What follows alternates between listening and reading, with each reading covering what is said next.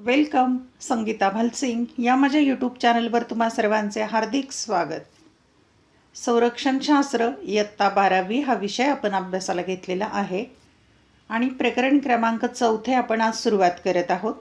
प्रकरणाचं नाव आहे भारताची आण्विक, अवकाश आणि सागरी धोरणे. या प्रकरणामध्ये एकूण 3 प्रमुख घटक आहेत किंवा उपघटक आहेत: आण्विक धोरण, अवकाश विज्ञान, सागरी धोरण. आज आपण आण्विक धोरण याबद्दल अभ्यास करणार आहोत. भारताचे आण्विक धोरण आपण आता समजून घेऊया. पहा, भारताचं आण्विक धोरण अभ्यासताना सर्वात महत्त्वाचं आहे ही चित्र. तुर्भे अणुभट्टी, अप्सरा नावाची ही अणुभट्टी आहे आणि यावर परीक्षेमध्ये प्रश्न येतो. हे चित्र देतात आणि तुर्भे अणुभट्टीची माहिती लिहावी लागते. आण्विक धोरणामधील हे महत्त्वाचा भाग आहे. चला तर तुर्भे अणुभट्टीची आपण माहिती घेऊया आणि त्या अनुषंगाने भारताचं आण्विक धोरण.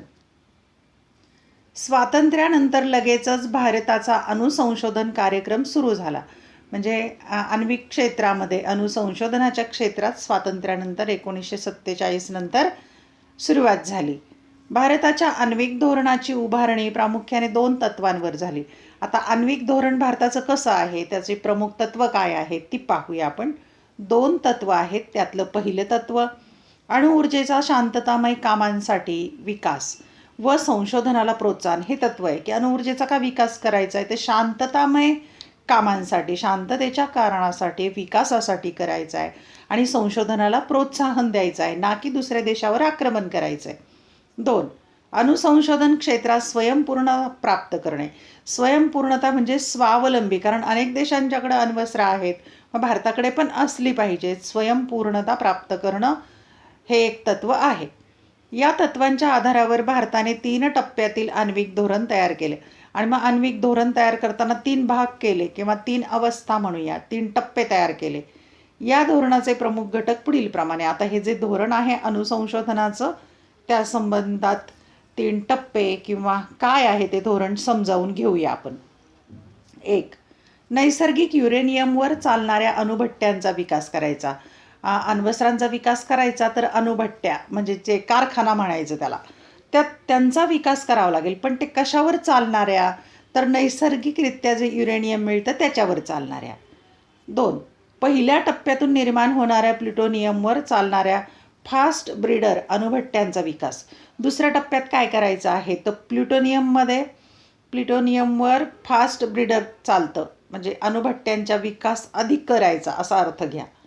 3, भारतात थोरियमयुक्त वाळूचे साठे मोठे असल्याने थोरियम, युरेनियम इंधनावर चालू शकणाऱ्या अणुभट्ट्यांचा विकास व त्या दृष्टीने संशोधन करायचं. पहा, भारताची विशेष बाब आहे की थोरियम हा जो घटक आहे तो अणुभट्टीमध्ये लागतो. तो भारतात भरपूर आहे, तो वाळूमध्ये मिळतो, ते साठे भरपूर आहेत भारतात. युरेनियम किंवा प्लुटोनियम कमी आहे भारतात, पण थोरियम भरपूर आहे. मग थोरियमवर ज्या अणुभट्ट्या चालू शकतील अशांचा विकास करायचा, तसंच संशोधन करायचं, हे टप्पा ठरवला आहे.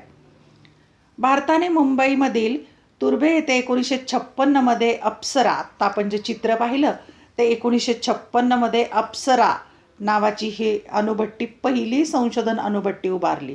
हे महत्त्वाचं आहे. पहिली संशोधन अणुभट्टी आहे तुर्भे इथली अप्सरा. या अणुभट्टीची उभारणी पूर्णपणे स्वदेशी तंत्रज्ञानावर करण्यात आली होती. म्हणजे भारतातलंच तंत्रज्ञान आहे, परदेशातून आणलेलं नाही आहे, ते हे लक्षात घ्यायचं. स्वदेशी तंत्रज्ञानावर उभारलेली अणुभट्टी. पुढे 1960मध्ये कॅनडा, भारत आणि अमेरिकेच्या संयुक्त मोहिमेतून, संयुक्त म्हणजे 3 देश एकत्र आले आणि त्यांनी अणुभट्टी तयार केली. Canada India reactor United states, त्याला CIRUS म्हणतात. ही अणुभट्टी तयार करण्यात आलेली आहे, उभारण्यात आली 1960मध्ये. त्यानंतर 1961मध्ये झर्लिना या अणुभट्टीचे काम सुरू करण्यात आले. झर्लिना ही एक अणुभट्टी सुरू करण्यात आली 1961ला.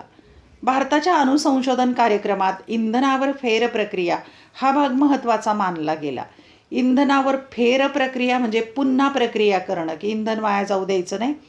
जे काही इंधनं असतात त्या अणुसंशोधनामध्ये निर्माण झालेली भट्टीमध्ये, त्यावर पुन्हा प्रक्रिया करायची, यावर फार भर दिलेला आहे. कारण भारताकडे थोरियम आहे पण युरेनियम, प्लुटोनियम थोडं आहे म्हणून.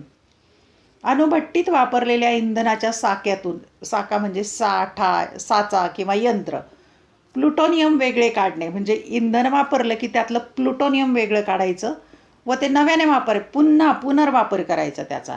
ही फेर प्रक्रिया त्यात अपेक्षित होती आणि खरं तर ही प्रक्रिया अपेक्षित होती आणि त्याच्यासाठी संशोधन करण्यात आलं.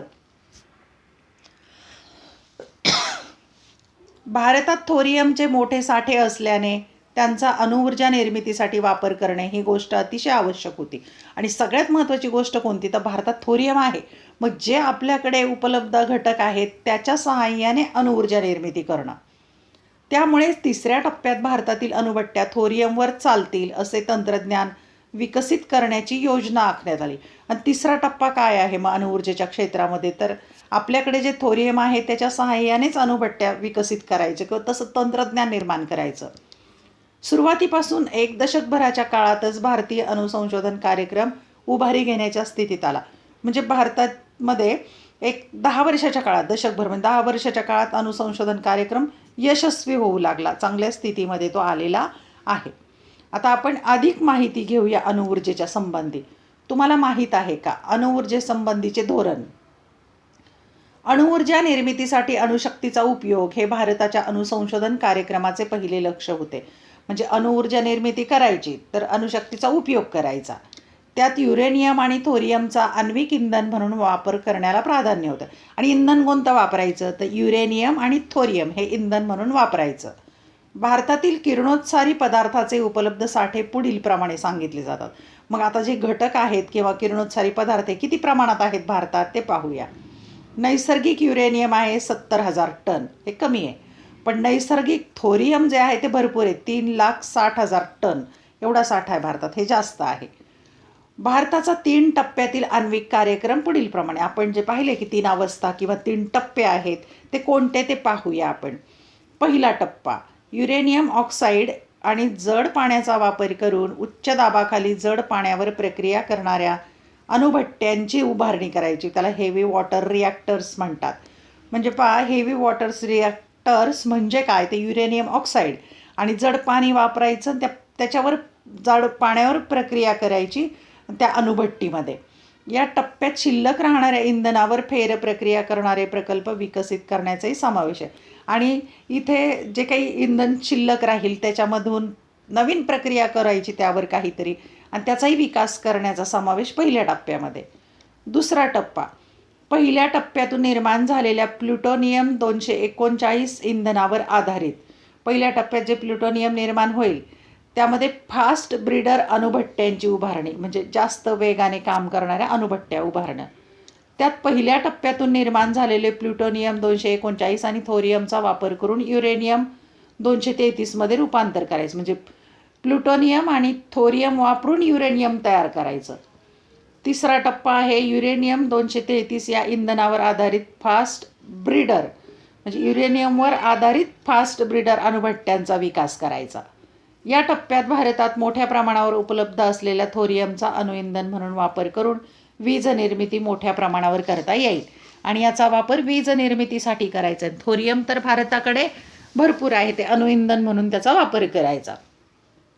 अधिक माहितीसाठी भाभा अणुसंशोधन केंद्राच्या पुढील संकेतस्थळाला भेट द्या. तुम्हाला जर या अणुऊर्जेसंबंधी किंवा अणुसंशोधनासंबंधी अधिक माहिती घ्यायची असेल तर या वेबसाईटवर तुम्हाला ती माहिती मिळू शकेल. तुम्ही गुगल करू शकता. अधिक माहिती घेऊया आता. भारत आणि चीन दरम्यान 1962ला युद्ध झालं भारत चीनचं, आणि त्यात भारताचा पराभव झालेला आहे. भयानक युद्ध झालं ते. त्यानंतर चीनने 2 वर्षातच अणुचाचणी केल्याने भारताला त्याच्या आण्विक धोरणाचा फेरविचार करणे भाग पडले. आता चीनकडे तर अण्वस्त्र झाली 1962 नंतर आणि भारताकडे नाही आहेत. त्यामुळे मग भारताला विचार करायला लागला की आपला शत्रू देश आहे चीन, त्यांच्याकडे अणुबॉम्ब आहे, अण्वस्त्र आहेत, आपल्याकडे नाहीत. 1964 पंडित नेहरूंचे निधन होईपर्यंत शांततामय कारणासाठी अणुशक्तीचा उपयोग हे भारताचे ब्रीद कायम राहिले. अणुशक्तीचा उपयोग का करत होता भारत, निर्माण का करत होता, तर शांततामय कारणासाठी, कुठल्याही देशावर आक्रमण करण्यासाठी नव्हे. आणि पंडित नेहरू पंतप्रधान होते पण 1964ला त्यांचं निधन झालं. तोपर्यंत शांततामय कारणासाठी अणुशक्तीचा उपयोग हे ब्रीद कायम होतं. त्यांच्या निधनानंतर काहीच महिन्यांनी चीनने केलेल्या अणुचाचणीमुळे भारताला वेगळा विचार करणे आवश्यक होते आणि त्यानंतर चीनने अणुचाचणी केली, मग भारताला पण आपला विचार बदलायला गरज पडली. सुरुवातीला प्रधानमंत्री लाल बहादूर शास्त्री हे नेहरूंच्या धोरणात बदल करण्यास राजी नव्हते आणि पंडित नेहरूनंतर प्रधानमंत्री झाले लाल बहादूर शास्त्री. मग जे पंडित नेहरूंचं शांततेचं धोरण होतं ते बदलायला काही लाल बहादूर शास्त्री तयार नव्हते सुरुवातीला. मात्र कालांतराने शास्त्रींच्या विचारांमध्ये बदल झाला. पुढे मात्र त्यांचा विचार इतरांनी बदलवला असेल आणि संशोधनाच्या हेतूने अणुस्फोट किंवा अणुचाचणी करण्यास त्यांनी संमती दिली आणि मग परवानगी दिली अणुसंशोधन करण्यास. पण कशासाठी? तर संशोधन करण्यासाठी, विकासासाठी दिली. डॉक्टर होमी भाभांचे असे मत होते की भारत केवळ 1.5 वर्षातच अणुबॉम्ब बनवण्याची क्षमता मिळवू शकेल. डॉक्टर होमी भाभा यांचं मत होते की भारत 1.5 वर्षात अणुबॉम्ब बनवू शकतो.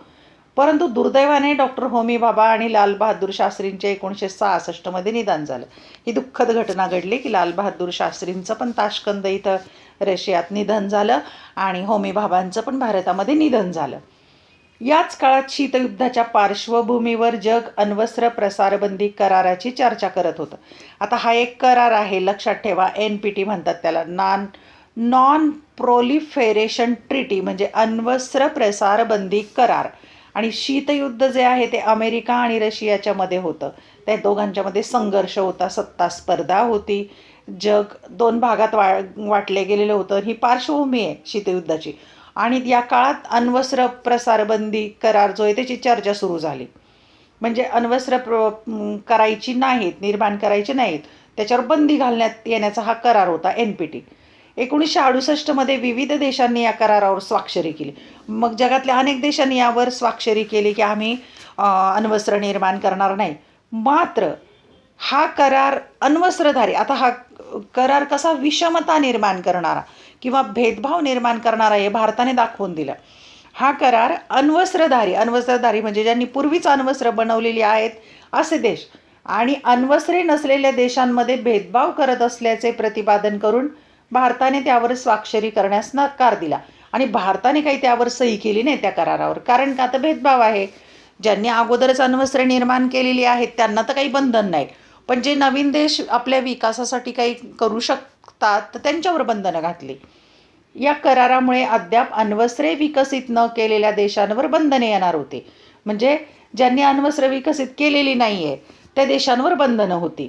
त्यामुळे अण्वस्त्रांचा विविध देशातील प्रसार, त्याला हॉरिझॉन्टल एक्सपान्शन म्हणतात, रोखला जाणार होता. म्हणजे या देशांचा विकास रोखला जाणार होता.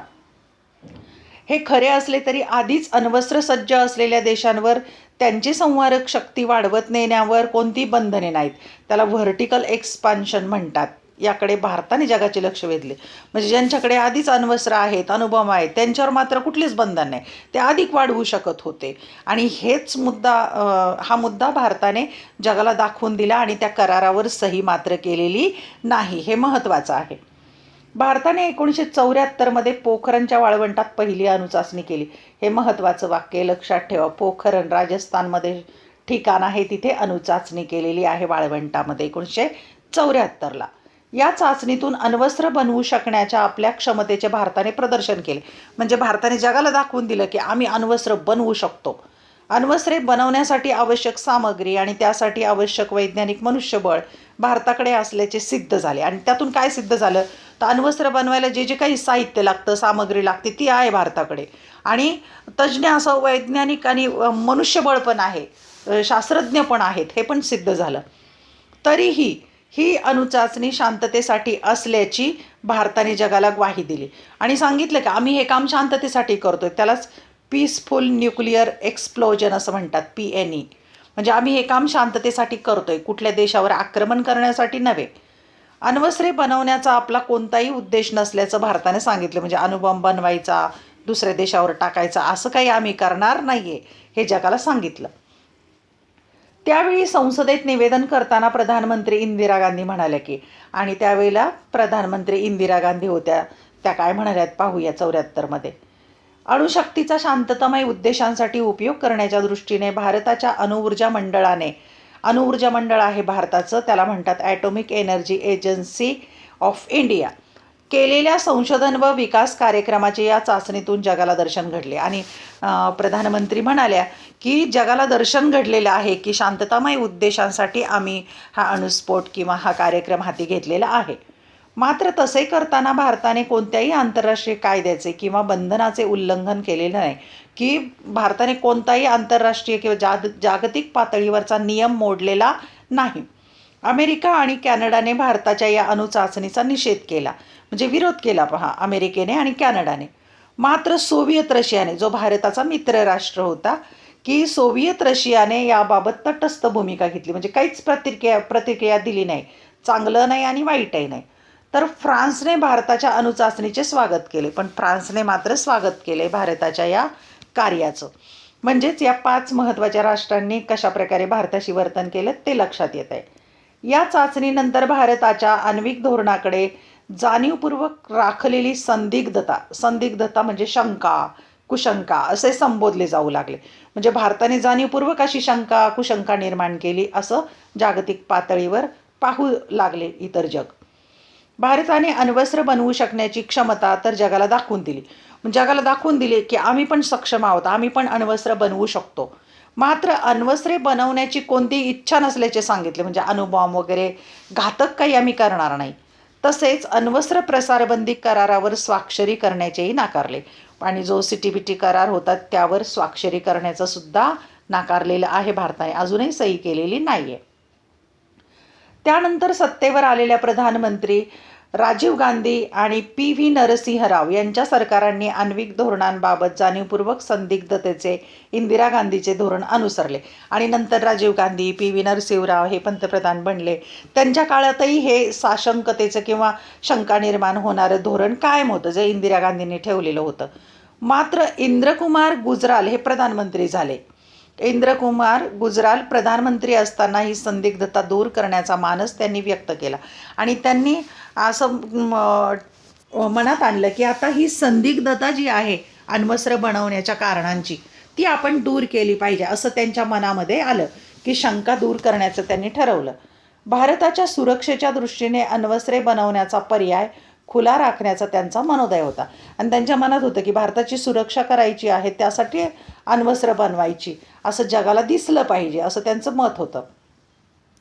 1990च्या दशकात घडलेल्या विविध घटनांनी भारताचे आण्विक धोरण बदलत गेले, आणि मग 1990चा जो काळ आहे जागतिकीकरण, उदारीकरण, खाजगीकरणाचा, जगभरातच अनेक प्रकारे बदल होते. हा खूप बदलाचा कालखंड आहे.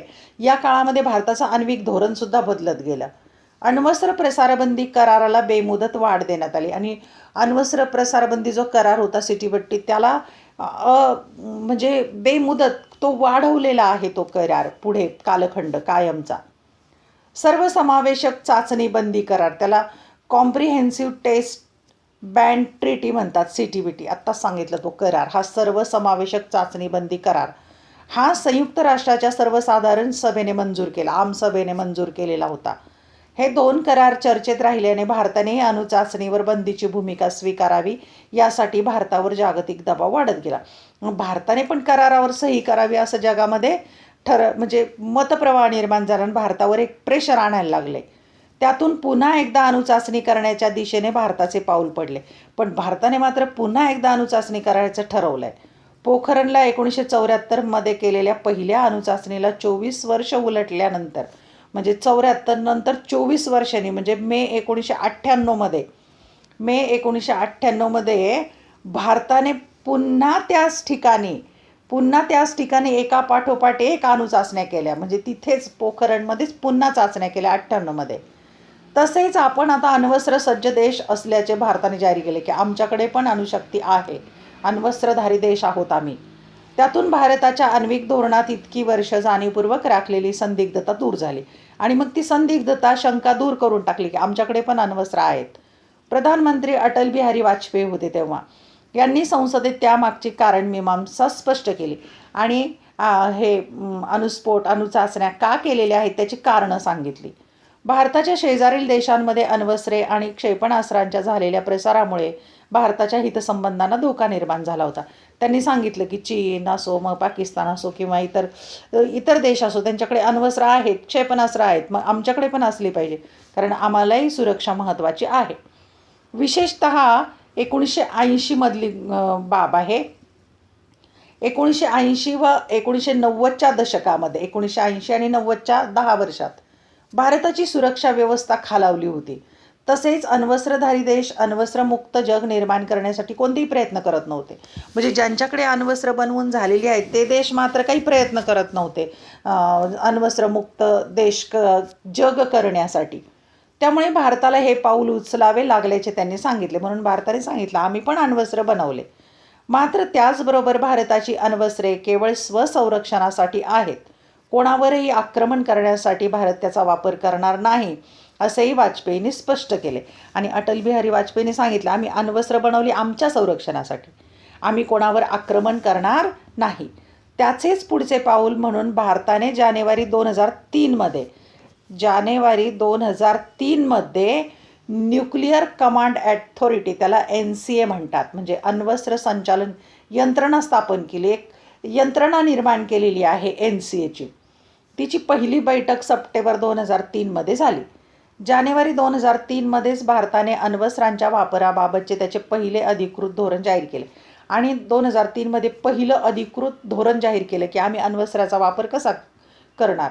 भारताची आण्विक क्षमता भारताच्या राष्ट्रीय सुरक्षेचा अविभाज्य भाग व्हावा, या दृष्टीने NCAने पुढची पावले उचलली.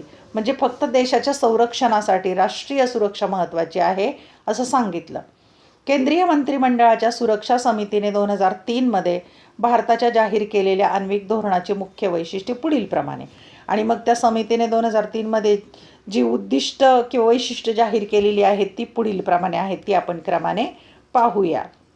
आण्विक धोरणाची वैशिष्ट्ये. पहिलं, शत्रूच्या मनात धाक उत्पन्न होईल अशा प्रकारची किमान व विश्वासार्ह आण्विक प्ररोधनाची, त्याला क्रेडिबल मिनिमम डेटरन्स म्हणतात, स्थिती निर्माण करणे व कायम राखणे. म्हणजे शत्रूलाही कळलं पाहिजे की ह्यांच्याकडे पण अण्वस्त्र आहेत, अणुबॉम्ब आहेत, अशा प्रकारे.